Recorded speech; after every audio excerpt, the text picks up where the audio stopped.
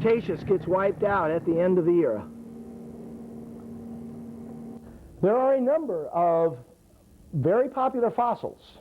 Those of you, and I'm sure everybody watching this videotape is a fossil aficionado, those of you that have been collecting and have collections value, I'm sure one of your fossils that takes top billing is many of the Ammonites, particularly some of the very peculiar Ammonites called the Heteromorphs, which are particularly abundant right toward the close of the Mesozoic era.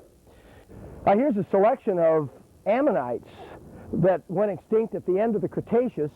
Ammonites were one of the dominant life forms in the Mesozoic era. They are cephalopods. They're a rather specialized cephalopod which had a usually coiled shell, usually ornamented with a variety of filigree and costae and a number of ornamentations.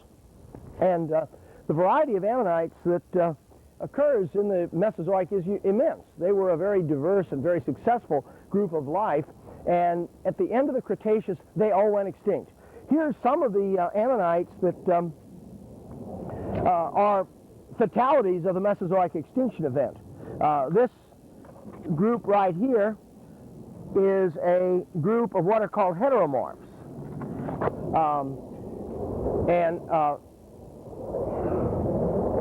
Heteromorphs are really strange-looking Ammonites. They have a number of strange twists to them. Some of them coil back on themselves like this.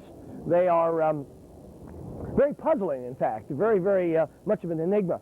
At one time it was suggested that because there's an abundance of Heteromorphs at the end of the Cretaceous, that there was some kind of a phenomena that was causing Ammonites and many other animals to do very strange things, to get their genetic code scrambled in some way, and end up producing these very aberrant-shaped,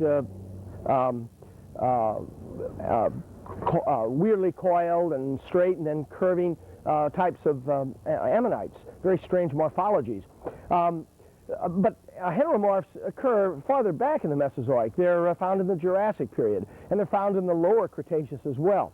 So the idea that there was some kind of radiation or some kind of a dosage of particle radiation or something else that may have caused these strange forms to have evolved is not so convincing today as it was. The strange organisms at the end of the Cretaceous are present. They are around, and they are strange. They are puzzling.